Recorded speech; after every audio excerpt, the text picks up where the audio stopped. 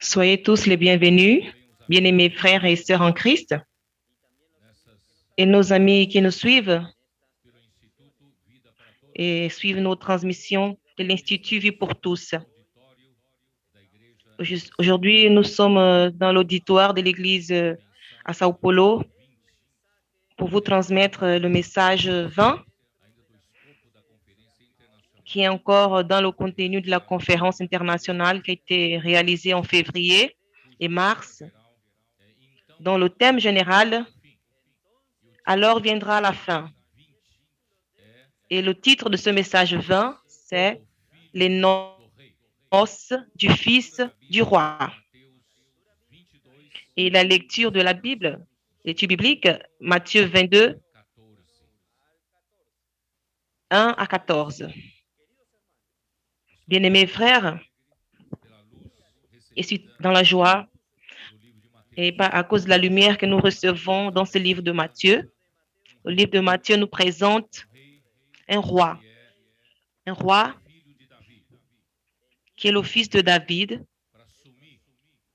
Il est venu pour assumer, pour être le roi du royaume des cieux et qu'il viendra prendre possession de ce royaume qui va subsister pour toute l'éternité. Il a été présenté comme Jésus. Dans Matthieu 1, 20, on dit qu'on l'appellera Jésus parce qu'il sauvera son peuple de leurs péchés. Il a aussi reçu le nom d'Emmanuel, qui veut dire Dieu avec nous. Et à partir de là, il fut présenté et par son précurseur Jean-Baptiste, qui prêchait « Répentez-vous, car le royaume des cieux est proche ». Et Jésus, et après avoir été baptisé, l'Esprit de Dieu est descendu sur lui comme une colombe, et il a témoigné d'une voix qui est sortie des cieux ouverts en disant « Celui-ci est mon fils bien-aimé, en qui j'ai mis toute mon affection ». Et alors Jésus, il a été tenté par le diable, il a commencé à prêcher l'évangile du royaume, parce que Dieu l'a envoyé pour établir le royaume des cieux ici sur terre, qui avait été usurpé par Satan, l'ennemi de Dieu, le diable. Il a pris cette terre pour lui. Il est le prince de ce monde et le monde est dans les ténèbres. Et le royaume, le roi des cieux est venu pour appeler les citoyens du royaume des cieux, pour les racheter du royaume des ténèbres, de l'oppression et des fardeaux de l'esclavage et de Satan. Et à la fin, nous avons aussi vu dans cette même lignée et au chapitre qu'il appela aussi ses 12 disciples,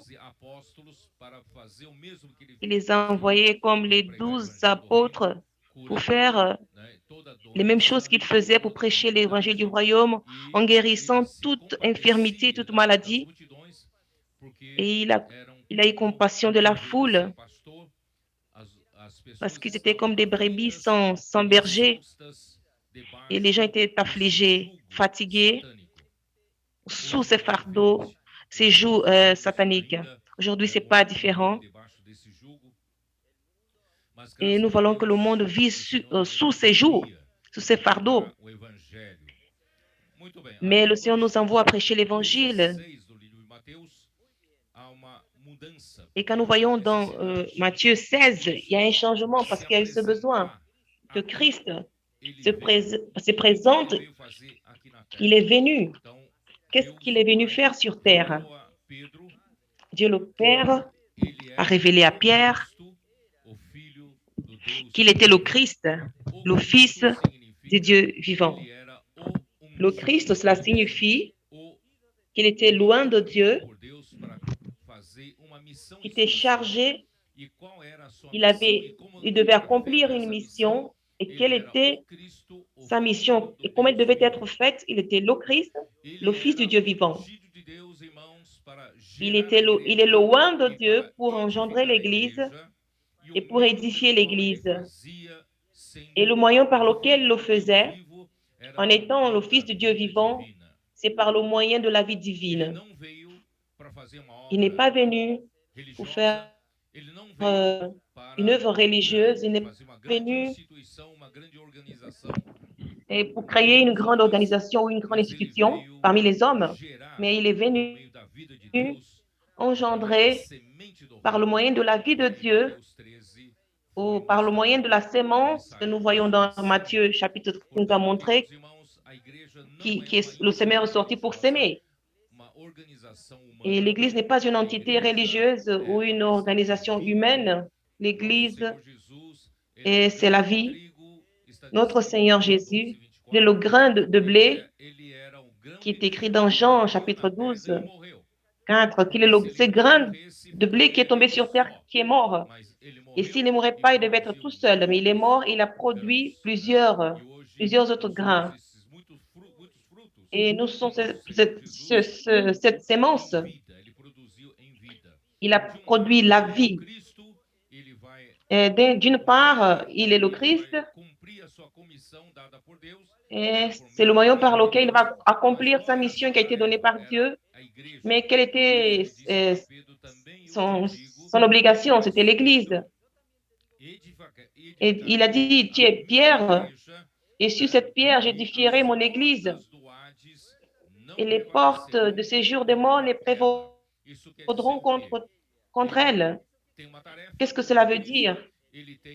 Cela veut dire qu'il a des tâches à faire. Il a une commission. Il est chargé de faire quelque chose.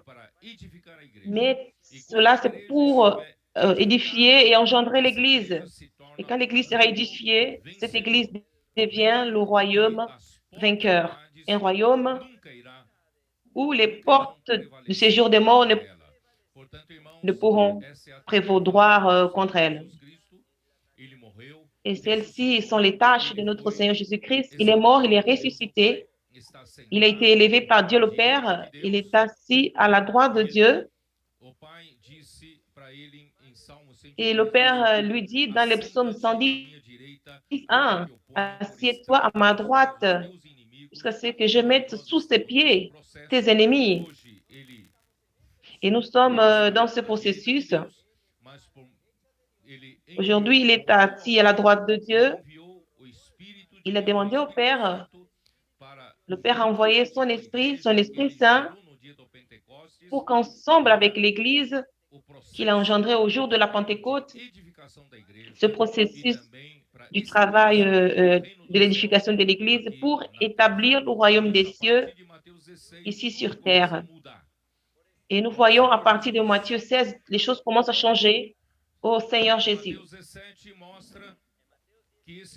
Et dans Matthieu 17, nous voyons que c'est Jésus qui est venu sur terre comme l'agneau pour ôter le péché du monde. Quand Jean-Baptiste lui présentait, il disait, voici l'agneau de Dieu qui ôte le péché du monde. Et dans le livre d'Ésaïe, il dit aussi qu'il est cet agneau qui va à l'abattoir et bouche fermée. Il se plaignait. Il était obéissant à la volonté de Dieu et dans la main de ceux qui allaient le tuer. Il est comme l'agneau de Dieu, il n'a pas péché. Mais sa deuxième venue, plus cette comme l'agneau doux, humble. Dans son deuxième avènement, il viendra dans sa gloire, il viendra dans la puissance, il viendra comme le roi de gloire pour assumer la gouvernance sur la terre. Et dans Matthieu 17, il fut nécessaire que Jésus conduisit ses principaux apôtres, qui étaient Pierre, Jacques et Jean, et sur la montagne. Et sur cette montagne, Jésus s'est transfiguré. Et son visage devenait brillant comme du soleil, et ses vêtements sont devenus blanches. Et Pierre, dans sa deuxième épître, au chapitre 1, il montre ce scénario qu'il a vu le pouvoir de l'avènement de notre Seigneur Jésus-Christ et sa gloire qui était élevée et qui a dit, fils, mon affection. Et ce que nous voulons dire à nos leaders, nos dirigeants, ceux qui collaborent avec l'Esprit Saint, de faire l'œuvre du Seigneur ici sur la terre, racheter les gens qui sont châtiés par l'empire des ténèbres, ceux qui sont affligés, ceux qui sont fatigués et sont malades, et sont infirmes. Nous devons sortir dans les rues pour prêcher l'évangile du royaume, et les amener ces personnes pour qu'elles soient guéries dans l'Église. L'Église est cette bergerie qui guérit les gens. Non seulement nous les amenons, nous les rachetons des rues, elles viennent comme des matériaux pour l'Église, pour que l'Église soit édifiée. Grâce à Dieu, ce que nous faisons aujourd'hui, et le Seigneur, il a besoin des travailleurs. Alors, je vais dans Matthieu 20, et nous voyons cet autre point. Un point qui est très important, qui n'est pas flexible. Et nous voyons dans cette première parabole de travailleurs dans la vigne, nous voyons que le royaume des cieux est semblable à un maître de maison qui sortit dès le matin afin de louer des ouvriers pour sa vigne. Ici, nous voyons, mes frères, se refere aos trabalhadores da era da igreja. Aqui já não engloba mais da era do Velho Testamento, aqui da era da igreja. Então, ele compara. Ici, ça n'implique pas l'Ancien Testament, mais c'est l'ère de l'Église. Et il compare l'Église qu'il a besoin d'édifier. Il est le Christ, il a été oint par Dieu pour édifier l'Église. Il la compare avec une vigne. La vigne, personne ne plante une vigne dans l'esthétique ou pour le paysagisme. Tous ceux qui créent une vigne, qui plantent, ils attendent la production, ils attendent du fruit, qu'elle produise des raisins, des vins qui sortent de cette vigne. Jésus, il n'est pas là, tout simplement, il n'est pas là pour jouer avec une église ou de la religion, mais il veut obtenir des fruits de son église, des fruits de cette vigne, qui est l'édification de l'église, et au travers des gens que nous rachetons dans les rues, nous les amenons pour la édification, et ces gens vont produire des fruits, et ces fruits, nous allons les présenter au Seigneur. Il est sorti le grand matin afin de louer ses ouvriers. Et nous voyons dans le chapitre de Matthieu la journée de travail, 12 heures. Et ça commençait vers la 6e heure. Et à 6 heures du matin, ça termine à 18 heures de l'après-midi. Au coucher du jour, au crépuscule. de l'après-midi. Voyons de 6 en 6 heures, et ces 12 heures ont été divisées dans cette parabole en 4 périodes, de 3 heures à l'heure zéro, qui est à 6 heures du matin, l'heure zéro. Il convoque, il invite les premiers travailleurs pour travailler. Et la troisième heure, qui serait à 9 heures du matin, il appelle ce troisième groupe des ouvriers. Il y a la sixième heure, qui est vers midi. Il appelle ce troisième groupe. Et à la 9e heure, il appelle le 4e groupe. Et tout devait prendre fin à la 11e heure, à 18 heures de l'après-midi. Donc, ces 4 périodes de 3 en 3 heures, il appelle ses ouvriers. Et la première période sont les premiers apôtres, le premier groupe des serviteurs de Dieu qui ont commencé à travailler dans l'Église pour l'édification de l'Église. Et à la fin de ce deuxième groupe, à 3 heures de l'après-midi, qui est la 9e heure, qui devait appeler le dernier groupe pour terminer la journée à 6 heures du soir. Il a fait quelque chose de surprenant. La dernière heure, à 5 heures de l'après-midi, la journée devait terminer vers la 6e heure. Alors, le maître de la vigne appelait d'autres ouvriers qui sont ceux de la 11e heure. Qu'est-ce que cela veut dire? Ça veut dire que ces ouvriers conventionnels qui venaient à chaque 3 heures, ils n'allaient pas rendre, ils n'étaient pas capables de terminer cette ère. Alors, tout ce qui devait être fait à l'ère de l'Église, Dieu avait besoin d'un groupe spécial, des gens qui devaient sortir de ce qui est traditionnel, de tout ce qui est conventionnel.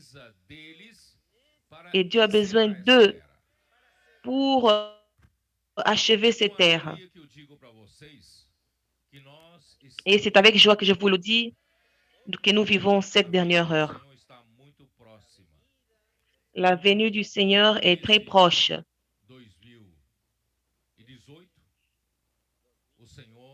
Et depuis 2018, le Seigneur a accéléré notre processus. Il nous a donné un instrument par le ministère du frère Dong, ses 40 ans dans le service, le coportage. Et le frère Dong a vu clairement et que sans ces ouvriers dans les rues, que sans ces coporteurs, nous n'avons pas comment faire connaître l'évangile du royaume jusqu'aux extrémités de la terre, toute la terre habitée. Le frère Dong avait déjà vu cela. Et nous avons la région de Belo Horizonte et le frère Reinaldo Rodrigues, il est décédé, il a dormi dans le Seigneur. Il a commencé à pratiquer premièrement. Et après 1990, le frère Amir, qui habitait à l'intérieur de Sao Paulo, à Colina, après cet appel de Dieu, il a suivi que cela devienne possible, ce fardeau que l'Esprit a donné à frère Dong à pratiquer le coportage dans la région de Foz do Iguaçu. Et ce fut un travail ardent et beaucoup de sueur, beaucoup de travail et pour avancer. Jusqu'à ce que le Seigneur nous montre que la dernière heure est arrivée en 2018. Le Seigneur a utilisé un groupe de ceux qui prenaient soin de frère Dong qui ont pris soin de lui jusqu'en 2017. Ils ont vu qu'il y avait ce besoin du frère donc faire cette chirurgie. Et il y avait un certain besoin financier et ces groupes de jeunes ont décidé de collaborer financièrement.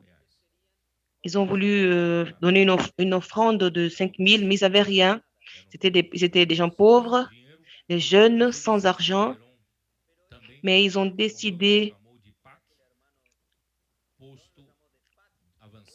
comme, et le frère donc les avait appelés de PAC, qui était une position avancée pour le comportage. Mais ils avaient cru, ils avaient foi que le Seigneur leur avait parlé. Ils ont parlé au frère André et le frère a dit, le seul qui pourrait vous aider, vous donner des moyens de faire le comportage, le frère Amir. Donc, ils sont allés à Force d'Iguassou, ils sont allés parler avec le frère Amir et le frère Amir les a confiés une quantité, leur a donné une quantité de livres et en peu de temps, le Seigneur les a tellement bénis. Ils ont sémé les livres, ils ont distribué ces livres, ils ont pu, contribuer avec 5 000 réals pour cette chirurgie. Et cela, nous avons vu, je vais dire de cette manière, que le Seigneur, il turbinait, le Seigneur turbinait et il faisait bouger cet instrument qu'on appelle le coportage. Et en 2018, ce groupe, et le frère Dong est décédé, il a dormi dans le Seigneur, et ils ont pratiqué ce coportage dynamique, et la main du Seigneur était sur eux.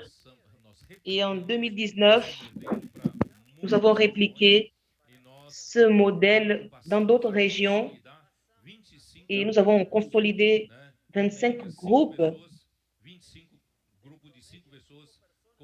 et 25 groupes de 5 personnes. Ce comportage dynamique. Et à partir de là, la vitesse et les choses ont déclenché. Et l'instrument du comportage, à l'époque, c'était un peu difficile à pratiquer, mais à partir de l'année 2019, nous avons distribué plus de 6 millions de livres. Tout simplement, le Seigneur nous a donné davantage. Beaucoup de gens dans les rues ont reçu des prières de ces comporteurs et beaucoup de gens se sont convertis au Seigneur et plusieurs ont reçu la parole en forme de livres dans les littératures et il y a beaucoup de semences qui sont là pour éclore. Cela signifie, qu'est-ce que cela veut dire? La manière conventionnelle de ces dernières 3 heures. Et le Seigneur devait attendre encore 200 ans à 300 ans pour revenir. Mais il n'a plus ce temps. Il a besoin de terminer cette ère. Alors lui-même, et que nous sommes les bienheureux, les privilégiés, lui-même, il a suscité cela. Il a fait en sorte que le comportage dynamique parmi nous puisse devenir une réalité. Et ce comportage dynamique a déclenché ce processus pour que nous puissions faire bouger d'autres instruments. Et à la fin de 2019, on demandait au Seigneur, Seigneur, que faire avec l'expo libre? Ces expo libres, c'était des bus qu'on avait reçus, qu'on avait obtenus. On a partagé dans tout le Brésil, plusieurs villes ont reçu la visite de cet expo livre, mais ces bus ont été dédommagés et ce projet a été mis de côté. Et nous avons prié le Seigneur. Seigneur, par un miracle, le Seigneur nous a donné 3 camions. 3 bus. Et nous avons transformé en bus, en expo livre. Nous avons un bus au sud, l'autre au sud-est et l'autre au nord-est. nord-est au Este centre-ouest. livro, nós temos, Et irmãos, nous avons un camion e vários expolivros em vários formatos et nous avons em plusieurs expos toda a livres América do Sul. qui a plusieurs Nós temos formats et qui est dans toute vários l'Amérique. expolivros Nous avons en Amérique du Nord, nous avons en Monteron. e na Europa estamos já En adquirindo Europe mais um. aussi, nous sommes en train d'obtenir encore un Estaremos autre. logo, logo também em Angola, Et queremos ter um. bientôt, en Angola aussi, nous en Irmãos, o aurons Senhor un. simplesmente nos Et tout simplement, abençoou le Seigneur nous a com essas bénis. ferramentas. Il O commence à Avança turbiner. Jovem, né? L'avancée des Também é jeunes, um grupo de 6, c'était 8 jovens do un groupe qui Maranhão, avait São Luís, que 6 estão à 8 preocupados groupes em à né, como poder ganhar mais Maranhão, à jovens para o Saint-Louis. Senhor. Irmãos, todas essas ferramentas Et ils ont pu gagner d'autres jeunes au Seigneur. Et tous ces instruments ont été qual é o princípio? suscités dans un seul principe. Quel est ce Crer principe? na palavra do profeta, Croire à la parole du com prophète, simplicidade e com avec obediência. simplicité E et avec isso obéissance. turbinou tudo. Irmãos, por isso todas Et as cela a outras tout ferramentas, se déclenché. não partir Et c'est desse pourquoi princípio, les não autres vai ter a instruments, bênção do Senhor. Então si le point de precisamos départ aprender que a n'a pas ce bênção do principe, Senhor está aí. nous devons apprendre que Porque a palavra la vem bénédiction dele, a Du palavra vem Seigneur de est Deus là, também. parce que A la palavra parole vem ne vient dele. pas d'un homme, Então, não só elle isso, vient de o Dieu. Avança Jovem hoje, irmãos, Et o Senhor l'avancée de jeunes aujourd'hui, simplesmente tout despertou simplement, um le grupo Seigneur de a réveillé jovens un, que un no grand groupe final de dessa jeunes era qu'à la fin deveriam de estar cette ère, totalmente, né, apáticos. ils Deveriam devaient estar être apathiques totalmente longe do Senhor, com o coração ou bien endurecido, loin du não é Seigneur, verdade? avec un cœur Mas endurci aux Deus choses de então Dieu. fez um Mais milagre non, entre os Dieu a jovens fait un do nosso miracle meio. Deus parmi les começou jeunes, a parmi despertar nous. muitos jovens para se cumprir Et Dieu a réveillé Salmo plusieurs 110, jeunes versículo 3. pour que Na le psaume chegada da aurora, 110, verset 3 puisse s'accomplir. Deus, Qu'au o moment de Pai, l'aurore, à l'aube, disse que Dieu o le Père povo de Deus das igrejas atenderá a- a et le peuple de convocação para Dieu essa última allait hora. E de accomplir fato la as igrejas convocation pour cette estão dernière heure. abrindo-se. E não só Et nous isso, voyons que l'Église se sont gotas réveillées, do orvalho, non pas seulement Salmo 110, cela, 3, mais comme des como gouttes gotas do de l'eau. orvalho, o Le Senhor psaume fará 110, o quê? 3. Hã? Et le Seigneur fera Um avec exército les gouttes vão descer como comme une gotas de orvalho armée. Ils seront comme sobre une os armée qui jovens descendra adolescentes até comme une crianças. rosée. Et Para ces formar um enfants, il y a exército des de enfants aussi, jovens pour santos former une para armée essa última des hora. jeunes saints pour cette dernière heure.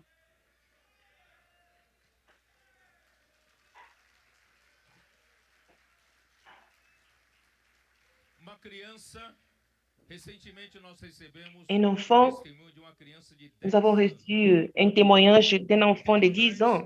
Comportor, Et quelque temps en arrière, il y a eu un comporteur a prié pour lui adquiriu livros. et il a obtenu un livre. De 10 anos. Un Passou enfant de como 10 ans, adulto. il a commencé à lire ce livre comme un adulte, la littérature des adultes. Il était tellement impressionné. On l'a appelé pour la deuxième fois. Il était tellement impressionné. Il a embrassé les frères. Il a dit, moi, je veux ces livres. Et nos enfants de 4 ans, je vous ai déjà dit cela. Les enfants, en retournant dans leur ville, et cet enfant de 4 ans a commencé à prier pour les commissaires de bord. Je peux prier pour vous?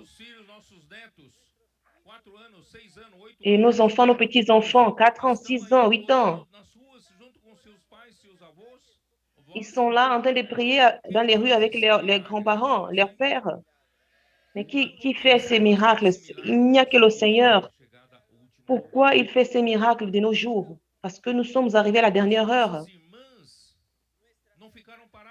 Nos sœurs ne sont pas restées arrêtées. Elles ont commencé avec ce réseau des femmes connectées pour prendre soin d'autres femmes, d'autres personnes aussi. Il y a plusieurs personnes qui sont prises en soin. Et nos hommes aussi ne sont pas en arrière. Nous avons aussi les hommes de prière. Et tout cela vise à quoi? Ça vise à emmener le Seigneur, Ça vise à l'édification de l'Église, qu'elle devienne un royaume pour lutter contre l'empire des ténèbres, n'est-ce pas? Nous avons ce coportage par heure, par opportunité. Nous avons les services de l'Église qui sont restaurés. Quand nous servons dans l'Église, nous avons l'opportunité de nous édifier ensemble, n'est-ce pas? Nous étions des personnes qui avaient des difficultés pour se relationner. On était cette bête difficile à vivre et on avait ce problème des relations. Mais grâce à Dieu pour sa vie en nous, c'est Dieu nous édifie ensemble. Il nous fait sortir de notre individualité pour que nous soyons édifiés comme corps de Christ. Vraiment. J'ai un peu dépassé mon temps. Je dois rentrer dans le message d'aujourd'hui. Seigneur Jésus.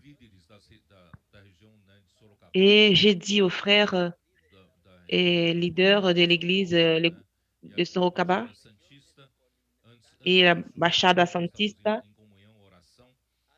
nous sommes en communion et en prière. Je leur ai dit, quand le Seigneur a déclenché le comportage dynamique, et j'ai dit au gérant de la coopérative de notre région, c'est le frère Isaac, je lui ai dit que les comportements ont été turbinés et les gérants aussi doivent l'être.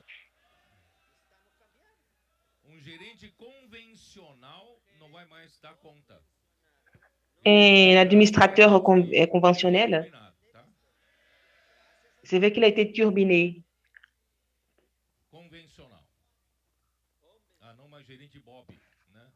Hors de ce qui est conventionnel.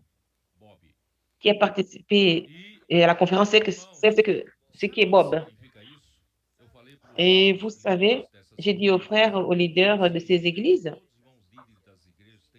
alors tous les frères leaders doivent être turbinés. Tous, nous devons tous sortir de ce qui est conventionnel.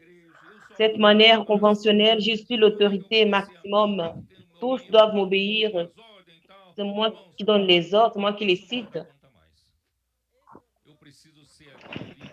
Ça ne fait plus partie de nous. Et je vais être ce leader qui sort avec les frères dans les rues, prêcher l'évangile. Je peux prier pour vous. Je qui gouverne, qui dirige l'Église avec simplicité la parole prophétique. Changeons. Et sortons du conventionnel, de ce qui est traditionnel. Nous avons besoin de penser hors du commun, hors de la boîte. Ne soyez pas comme les religieux, leur façon de penser. Nous ne sommes pas comme ces religieux qui sont dans une boîte. Nous devons penser hors de la boîte. Penser comme Dieu pense. Mais d'autre part, c'est simple. Vous ne devez pas être un super-homme. Aujourd'hui, nous avons la parole prophétique. Il suffit d'être simple, d'écouter la parole prophétique, la ruminer, et ce n'est pas seulement écouter une seule fois. Et comme ça, vous allez respirer le fardeau, la charge que Dieu nous donne.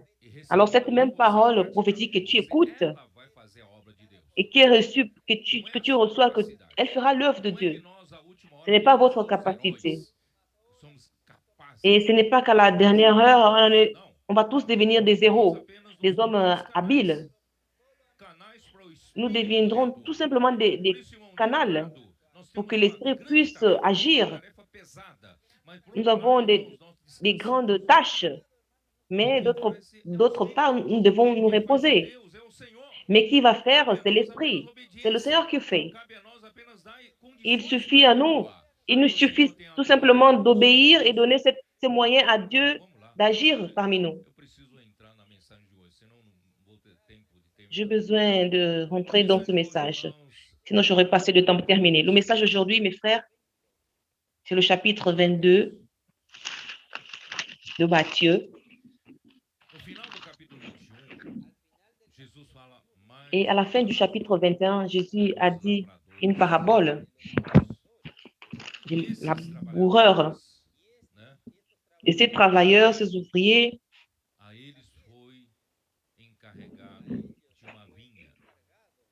on leur a remis une vigne, le maître de la maison, il les a chargés, encore cette vigne, il les a chargés de...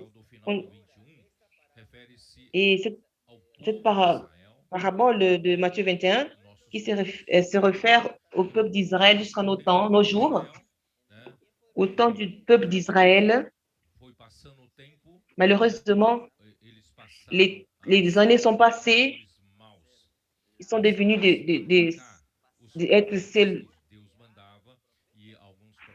ces ouvriers qui ont commencé à taper sur les prophètes. Et à la fin, Dieu envoya son propre fils qui a été mis à mort. Alors, il pensait tuer l'héritier afin de prendre la vigne.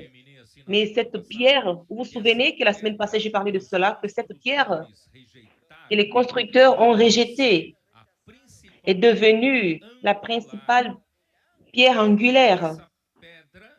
Cette pierre,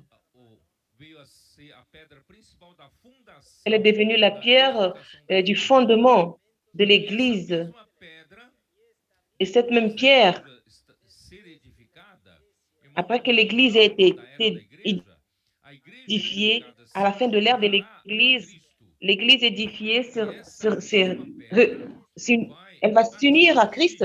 Et cette même pierre va atteindre les pieds de la grande statuette qui était dans le rêve de Nebuchadnezzar, qui représentait tous les gouvernements, tous les empires humains, tous les royaumes qui sont dominés par Satan, en commençant par Nimrod, le premier qui établit ce gouvernement humain pour dire à Dieu qu'on n'a pas besoin de ta gouvernance, mais nous allons tout faire par nous-mêmes. Mais cette pierre qui est Christ et l'Église, qui vont atteindre les pieds de cette statue, la partie d'argile et la partie du fer, qui est dans Daniel, et cette pierre, cette statue, elle sera écrasée. Elle va tomber et sera écrasée et cela deviendra, et le vent dissipera comme la paille. On ne verra plus de son reste. On ne verra plus ce royaume humain. Ici, aujourd'hui, nous voyons et les États-Unis qui est une grande puissance, la Russie qui est une grande puissance militaire. Nous voyons la guerre en Ukraine et vous voyez les missiles avec leurs équipements nucléaires. Ils peuvent tout faire pour détruire la Terre avec leur puissance. Mais un jour, tout cela deviendra poussière. Rien ne va plus rester. Mais ce qui restera, c'est Christ et l'Église, comme cette pierre qui va atteindre les pieds de cette statue. Et elle deviendra une grande montagne. Et cette grande montagne, c'est ce royaume qui va subsister pour toujours, pour toute l'éternité. Alors Dieu, et Jésus va gouverner pendant 1000 ans. Après, il donnera ce royaume à Dieu le Père qui va gouverner pour toute l'éternité. Cela. Alors, au chapitre 22 de Matthieu, Jésus nous parle d'une autre parabole. Faites attention. Il a dit dans cette parabole, au chapitre 22, il dit, Jésus prenant la parole, il leur parla de nouveau en parabole, et il dit, le royaume des cieux est semblable à un roi qui fit des noces pour son fils. Toutes les fois qu'on se réfère au royaume des cieux, on se réfère à l'ère de l'Église. Il est entré dans l'ère de l'Église. Le royaume des cieux est semblable à un roi qui fit des noces pour son fils. Je vais vous dire, mes frères, pour Dieu, je ne sais pas quelle est la fête la plus importante de votre vie, humainement parlant, ou bien vous rêvez de faire un mariage pour votre fille, une grande fête et une grande dimension. Je ne sais pas quelle est la fête que vous pensez dans votre, ou bien c'est votre propre mariage, mais Dieu dans son cœur, la plus grande fête de cet univers, c'est la fête de mariage de son fils. Est-ce que vous saviez cela? Et Dieu rêve avec ce jour. Dieu rêve avec les noces de son fils. Il est le roi de l'univers, mais il veut célébrer les noces de son fils. Il envoya ses serviteurs appeler ceux qui étaient invités aux noces, mais ils ne voulurent pas venir. Qui sont ces serviteurs qu'il a appelés les invités aux noces? Et je vois que c'est cette première phase que le Seigneur Jésus, il est venu sur terre, il a commencé à prêcher l'évangile du royaume. Il a envoyé ses disciples et ses apôtres pour prêcher le royaume du royaume. Il a envoyé les 70 pour prêcher l'évangile. Cet évangile qui était prêché, c'était une invitation aux noces de l'agneau. Vous, coporteurs, quand vous allez dans les rues, priez pour les gens et prêcher l'évangile, deviez avoir une autre vision.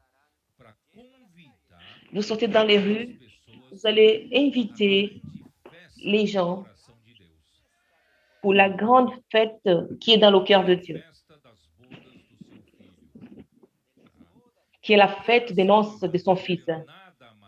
Et la prédication de l'Évangile n'est autre que inviter les gens pour les noces du Fils, pour les noces de l'agneau. Ils n'ont pas voulu venir. Au temps de Jésus, avec ses disciples, il y a eu des oppositions et beaucoup de persécutions. Et ensuite, il a envoyé les autres en disant, dites aux conviés, voici, j'ai préparé mon festin, mes bœufs et mes bêtes grasses sont tuées. Tout est prêt. Oui, venez aux noces. Mais ils s'en allèrent, celui-ci a son champ, celui-là a son trafic. Bien-aimé, qu'est-ce que cela signifie? Quand il dit annoncer aux gens que ce festin est prêt, que les bœufs et mes bêtes grasses sont tués.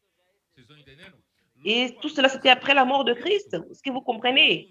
Après la mort de Christ, Jésus, après le jour de la Pentecôte, l'Église a été engendrée, la génération de l'Église. À partir de là, l'Église est sortie pour prêcher l'Évangile parce que tout était déjà prêt. Christ était déjà mort. Sa rédemption a été réalisée. Et tout ce qui invoque le nom du Seigneur sera sauvé.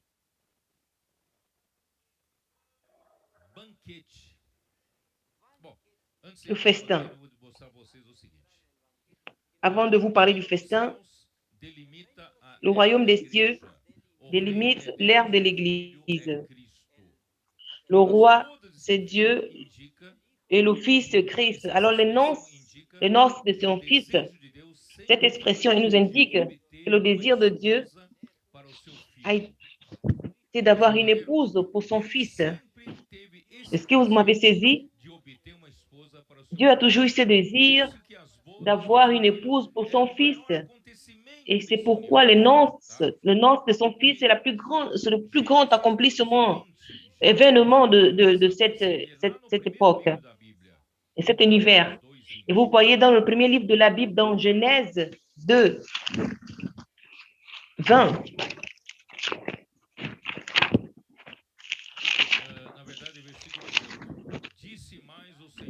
et commençons à partir du verset 18. L'Éternel Dieu dit, il n'est pas bon que l'homme soit seul. Je lui ferai une aide semblable à lui. En vérité, quand Dieu a regardé Adam, qu'il a créé de la poussière de la terre, il a soufflé le souffle de vie dans ses narines, et l'homme devint un être vivant. Et Dieu lui regarda et dit, il n'est pas bon que l'homme soit seul. Je lui ferai une aide semblable à lui. Et nous voyons quelqu'un qui l'aide dans la King James, qui lui soit semblable, qui lui convienne. Et quand Dieu a dit à l'homme qu'il n'est pas bon que l'homme soit seul, il voyait son fils. Et son fils avait besoin d'une aide semblable. Quelqu'un qui puisse l'aider. Quelqu'un qui lui soit convenable. Qui corresponde, qui soit un complément de lui. Alors, au verset 21,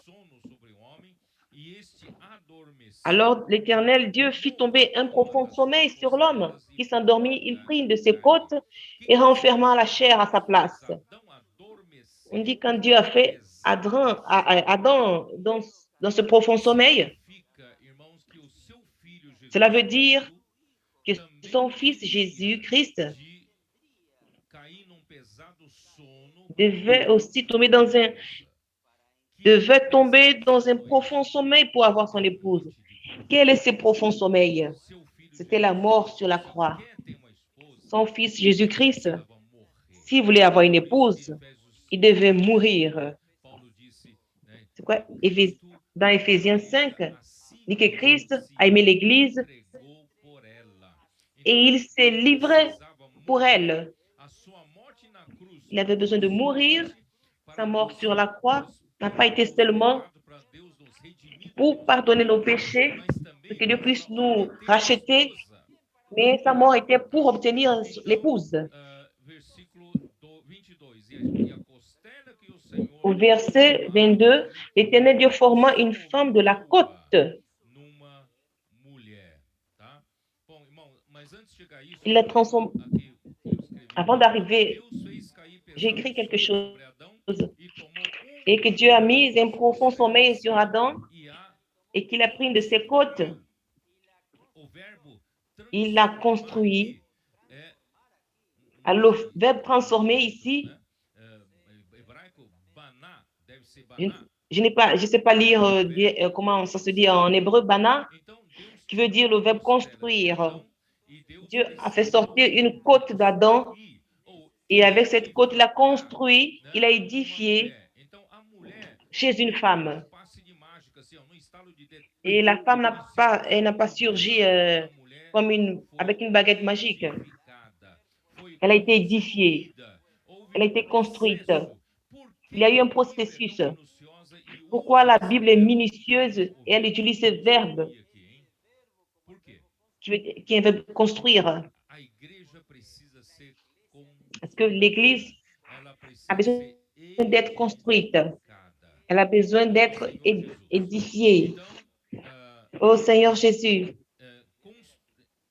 Je vais lire ici. Et Dieu a construit une femme. En hébreu, Isha veut dire une femme. La femelle. Une femelle humaine. Et Dieu l'amena et l'homme a dit, celle-ci est la chair de ma chair. On l'appellera femme, Isha, parce qu'elle a été prise de l'homme. Et cet homme, ce mâle qui veut dire Ish, dans le genre masculin. Et il y a des gens qui disent que l'être humain naît sans genre. Ça, c'est un mensonge. Ici, nous voyons que Dieu a créé, que Dieu a transformé, il a édifié une femme à partir de la côte d'Adam, et cette femme a été sortie de l'homme, Ish, qui est devenu Isha. Et nous voyons, comme j'ai mentionné, voyons dans Éphésiens 5, 25, qui nous dit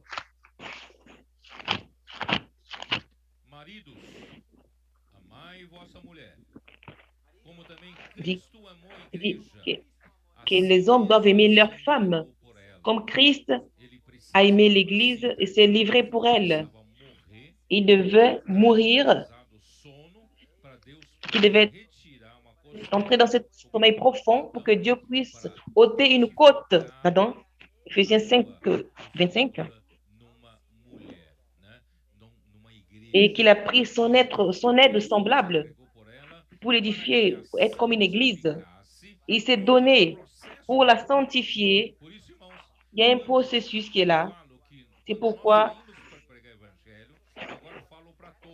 quand nous sortons pour prêcher l'évangile, je dis à tous, pas seulement aux comporteurs, à tous, nous pouvons, chaque jour, dans notre quotidien, quand nous allons à la boulangerie, que nous allons au poste et dans un transport public, nous pouvons dire aux gens, demander de prier pour elles. Puis-je prier pour vous? Et en prêchant l'évangile, vous allez sentir le besoin de cette personne. Et si elle est prête pour recevoir la parole, elle recevra la parole du Seigneur qui sera donnée par vous. Et dans cette prédication de l'évangile, vous serez en train d'inviter ces personnes aux noces pour l'office du roi. Vous invitez la personne pour l'événement le plus important pour Dieu. C'est que cette femme, cette église, elle doit passer par un long processus d'édification. Qu'est-ce que nous faisons ici aujourd'hui?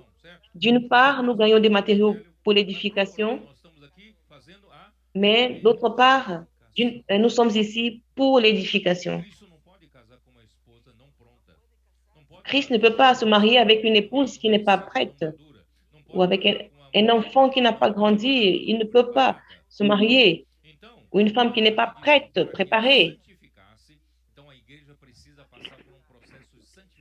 Donc, l'Église doit passer par le processus de la sanctification parce que nous sommes encore des hommes, des personnes très naturelles. Nous avons des éléments très naturels en nous. Notre pensée pense aux choses humaines, non aux choses de Dieu. Grâce à Dieu, ici, nous traversons par ce lavage d'eau qui est la parole. Et cette parole change notre nature pécheresse en une nature sainte. C'est qu'il a purifié, l'avoir purifié par le baptême d'eau, la parole. La parole est importante afin de la sanctifier par la parole.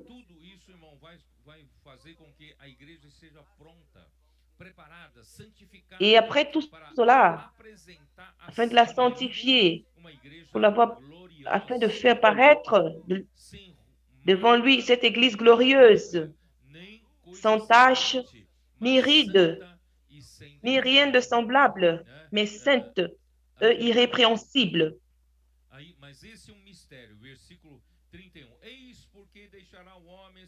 Au verset 31 nous dit que c'est pourquoi l'homme quittera son père et sa mère et s'attachera à sa femme et les deux deviendront une seule chair. Le mariage, en effet, nous montre l'importance de son fils avec l'Église. Vous avez saisi? Et Paul dit, ce mystère est grand, mais mais cela a rapport à Christ et à l'Église. Du reste, que chacun de vous aime sa femme comme lui-même et que la femme respecte son mari. Nous sommes dans ce processus de préparation que Dieu est en train de faire avec l'Église. Voyons dans Genèse 24, j'ai déjà lu quelques fois, je vais mentionner quelque chose ici. Vous savez qu'Abraham, il préfigure Dieu le Père et Isaac et préfigure le Fils. Et, l'Esprit préfigure le serviteur le plus âgé dans la maison. Abraham était vieux, avancé en âge, et l'Éternel avait béni Abraham en toutes choses. Abraham dit à son serviteur le plus ancien de sa maison, l'intendant de tous ses biens. Au verset 3, il dit, je te ferai jurer par l'Éternel, le Dieu du ciel et de la terre, et de ne pas prendre pour mon fils une femme parmi les fils de Cananéens, au milieu desquels j'habite, mais d'aller dans mon pays et dans ma patrie, prendre une femme pour mon fils. Adam, Dieu a créé Adam. Et Dieu a créé les animaux. Il a demandé à Adam de donner les noms à chaque animal. Et à la fin, il a dit qu'il n'a pas trouvé parmi les animaux personne qui soit semblable à lui, qui puisse être semblable à lui, qui allait lui correspondre. Rien ne lui correspondait. Alors ces femmes cananéennes ne correspondaient pas à Isaac. Grâce à Dieu. Et il y avait le serviteur le plus ancien de la maison qui est sorti. Il est allé jusqu'à son pays pour aller prendre une épouse qui était Rebecca. Et cette Rebecca, c'est l'Église. Était préparée pour cela. Et maintenant, allons dans Apocalypse 19, verset 7 et 9. Ici, c'est déjà à la fin de l'avènement secret du Seigneur. Il va enlever les vainqueurs. Et ces vainqueurs, mes frères, seront ensemble avec Christ. Ils seront célébrés les noces de l'agneau.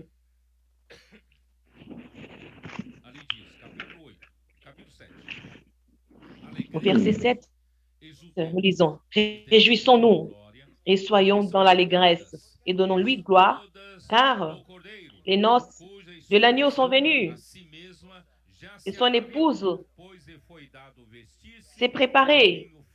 Il lui a été donné de se revêtir d'un fin lin éclatant, pur, car le fin lin, ce sont les œuvres justes des saints. Nous voyons que l'épouse s'est préparée. Et nous passons par ce processus de préparation de cette épouse. Et cette épouse qui doit être prête pour caser avec Christ. Qui édifie l'Église, en édifiant l'Église, en cherchant les gens, en les invitant des rues, pour les amener à l'Église, pour servir avec nous, pour prêcher l'Évangile. Et quand elles sont édifiées avec nous, comme l'Église, comme corps de Christ, n'est-ce pas? Grâce au Seigneur, ce travail que le Seigneur fait parmi nous. Et quand ce jour viendra, non seulement ceux qui participent, ce n'est pas tous seulement dans l'Église et dans ces noces de l'Apocalypse 19. Qui participera, ce seront les vainqueurs. Je vais lire une note que j'ai prise, la nouvelle restauration, et l'épouse, dans Éphésiens que nous avons lu, 5, 25, et dans Jean, on dit que la fiancée et l'époux, et versets 8 et 9 que nous avons lus, au 9 dit, alors, Apocalypse 19, au verset 9 nous dit, et l'ange me dit, écrit, heureux ceux qui sont appelés au festin de noces de l'agneau. Et il me dit, ces paroles sont les véritables paroles. Ce n'est pas tous les chrétiens qui participeront, seulement les vainqueurs. Et c'est pourquoi nous luttons pour être des vainqueurs, ce travail de la dernière heure. Ce sont eux qui recevront la récompense. Je vais lire cette note. Selon le verset 8 et 9,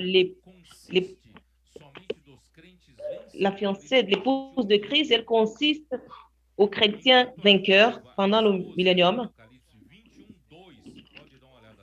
Et dans Apocalypse, voyons dans Apocalypse 20, 21, là, elle implique tous.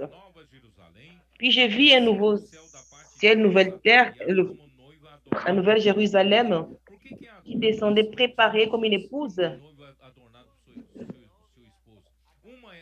Pourquoi qu'elle était vêtue? Une avant le millénium et l'autre après le millénium.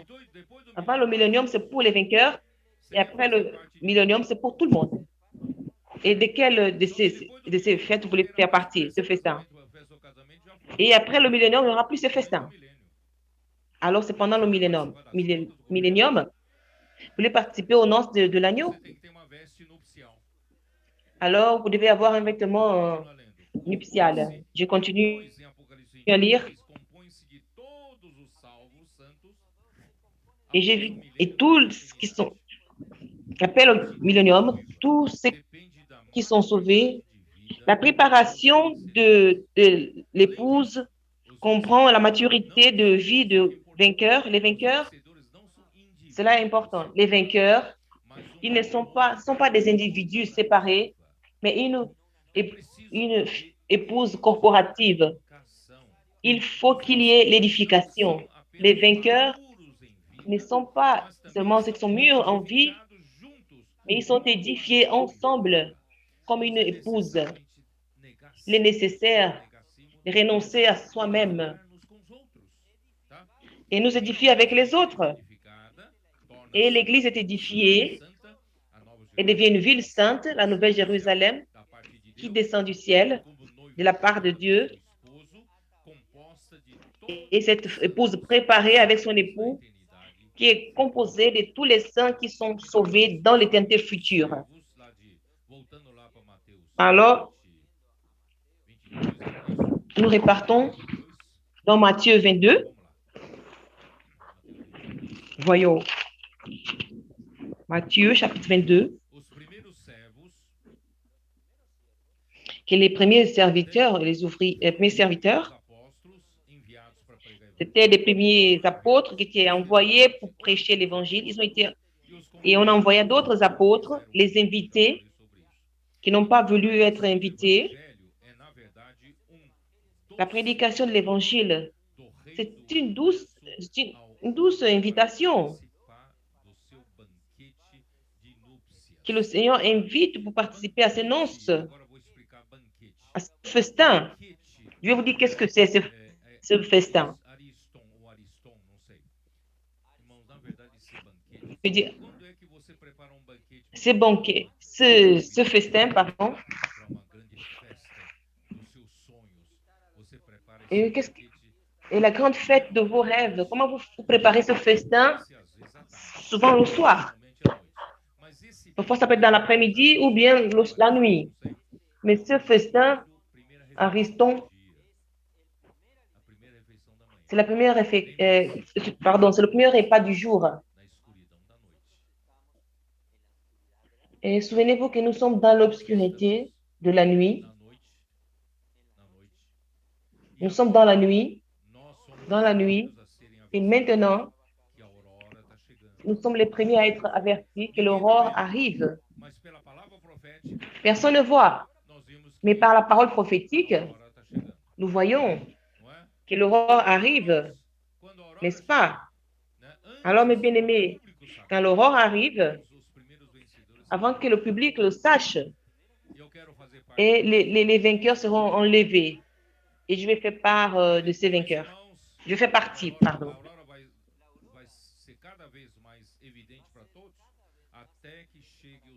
Et cette aube, jusqu'à ce que le soleil de la justice arrive, alors le grand matin, au lever du soleil, alors vous verrez l'avènement du Seigneur, qui est le premier repas du jour. Ô Seigneur Jésus.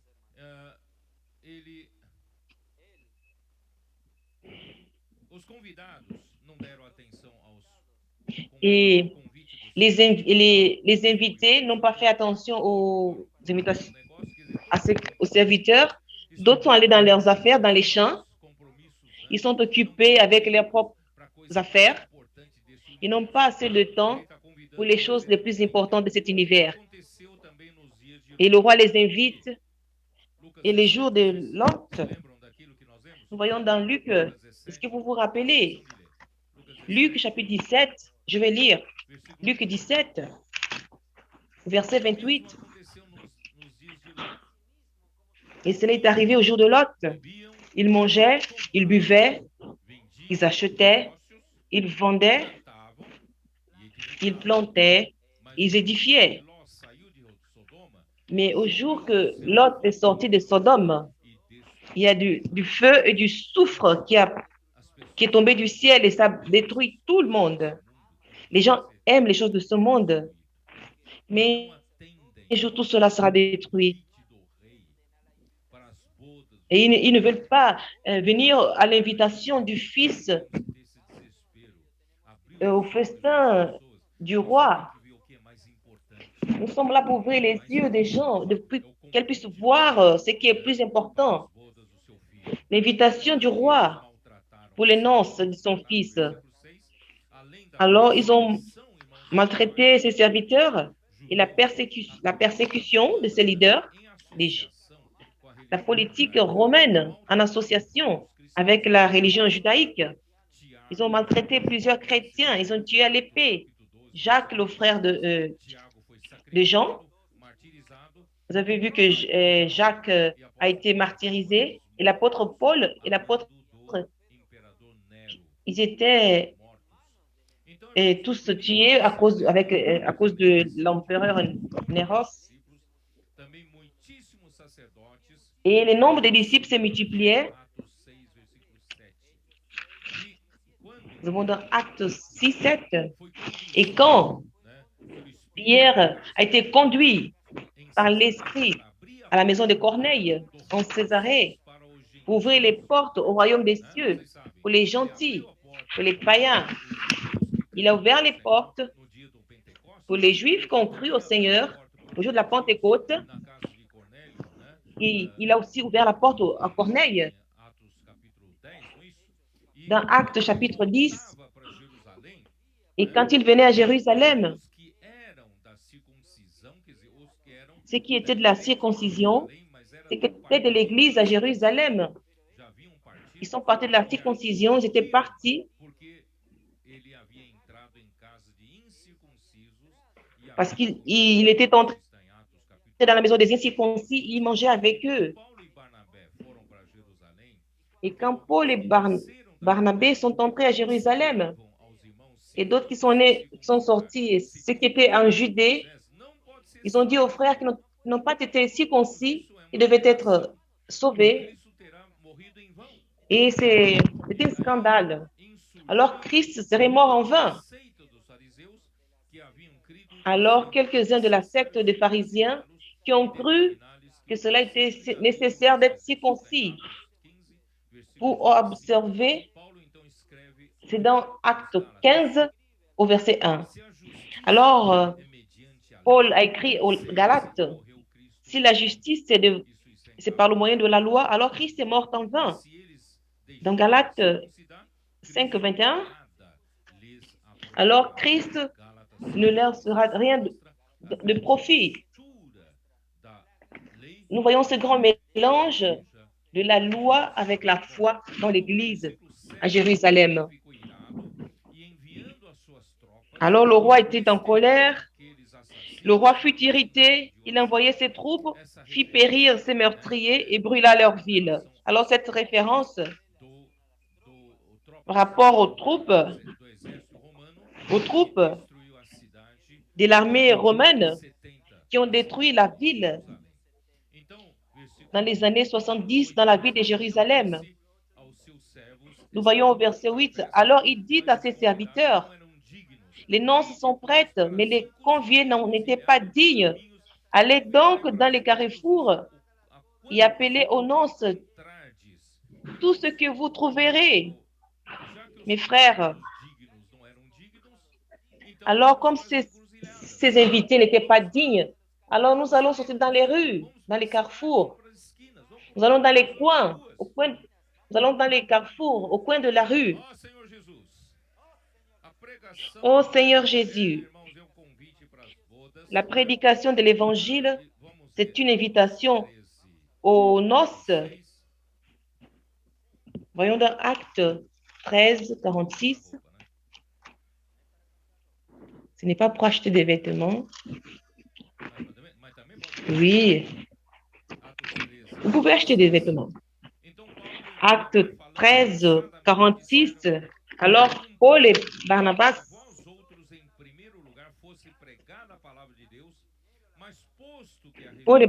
leur dirent avec assurance, c'est à vous premièrement que la parole de Dieu devait être annoncée. Mais puisque vous le repoussez et que vous vous jugez vous-même indigne de la vie éternelle. Ils prêchaient aux Juifs, ils ont rejeté.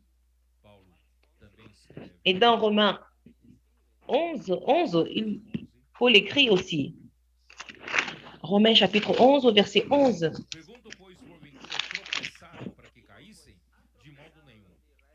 Je dis donc, est-ce pour tomber qu'ils l'ont bronché? Loin de là, mais par leur chute, le salut est devenu accessible aux païens. Alors, les Juifs ont bronché.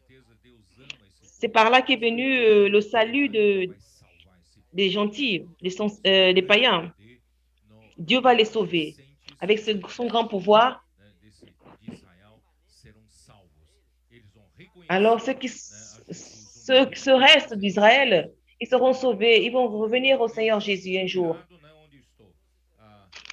Alors le roi fut en colère.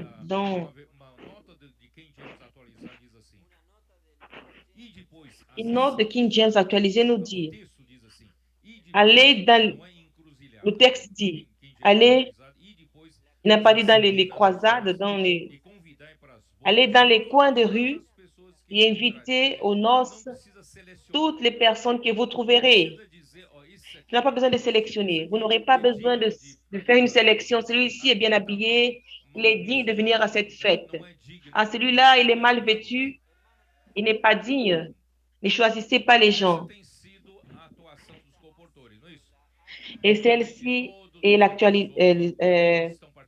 C'est comme ça que les colporteurs agissent pour prêcher l'évangile. Alors, au verset 10, dans Matthieu chapitre 22,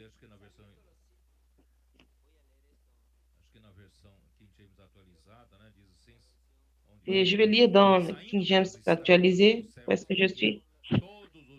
Ces serviteurs allèrent dans les chemins, assemblèrent tout ce qu'ils trouvèrent méchants et bons. Et la salle de noces fut pleine de convives. Et cela est notre objectif. Et je voudrais un peu commenter avec vous sur les bons et sur les méchants et bons dans l'Église, au temps de la grâce, dans le Nouveau Testament. N'ayons pas ce concept qu'il y a certains qui se jugent bons. Ils pensent que les pharisiens, ils ont une apparence, qui sont justes. Ils condamnaient ce qui n'était pas juste. Ils condamnaient Jésus qui mangeait avec les républicains et avec les pécheurs. Mes frères, et à la fin, vous allez voir au prochain message dans Matthieu 23 que le Seigneur montrait la réalité de ces pharisiens qui ils étaient des hypocrites. Alors dans l'église, et souvent nous pensons que, euh, avec ces concepts, que seulement les bonnes personnes doivent être dans les noces de l'agneau. Ce concept n'est pas juste, n'est pas correct. Je vois beaucoup de jeunes dans le passé qui avaient des problèmes et dans notre standard visible d'apparence, ah, gardons-le parce qu'il serait un bon ministre. Ah, mais ceux-là qui se sont détournés, ceux-là n'ont pas de chance. Mais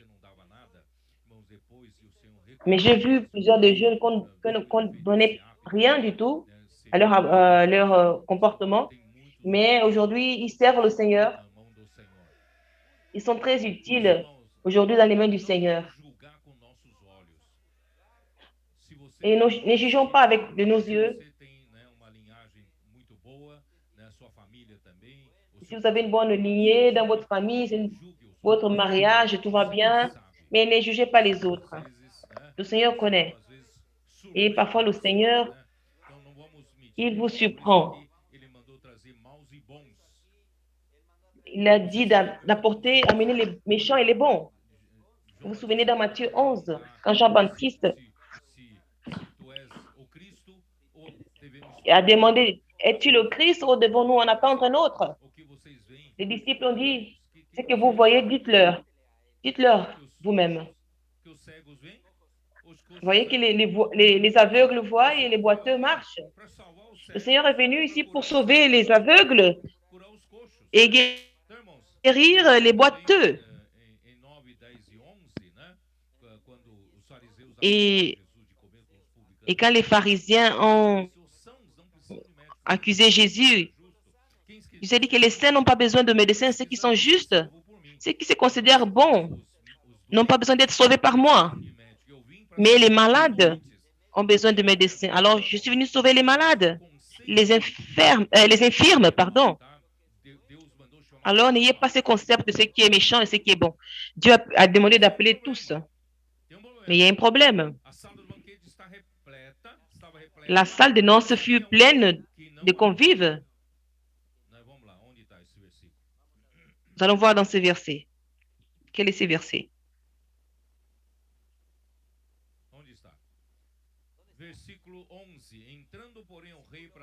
Et verset 11, le roi entra pour voir ce qui était à table. Il aperçut là un homme qui n'avait pas revêtu un habit de noces.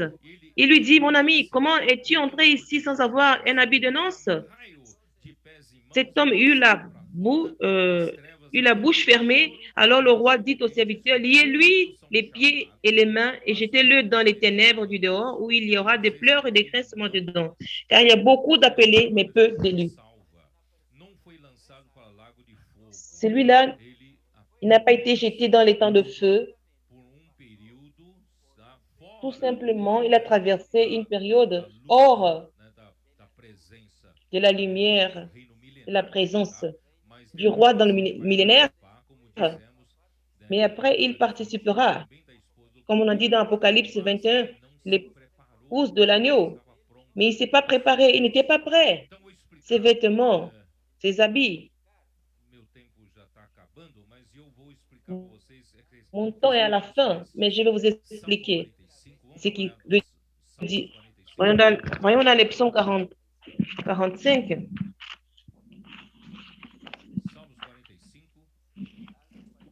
Dans les psaumes 45, au verset 13, et la fille du roi, ses vêtements étaient remplis d'or. Cette fille du roi, donc ça veut dire la princesse, la fille du roi, ici dans ce psaume 45, c'est celle que le roi a choisie pour être son épouse. Tous, nous étions dans le monde. Et un jour, le roi nous a choisis. Le roi nous a choisis, il nous a fait sortir de la rue, il nous a introduits dans son palais. Son palais aujourd'hui, c'est l'Église. Et Dieu vous a fait sortir de la rue. Il vous a introduit dans l'Église. Et quand vous êtes rentré dans la maison de Dieu, vous étiez dans le monde et vous êtes venu dans la maison de Dieu et il fallait changer de vêtements. Quel est ce vêtement?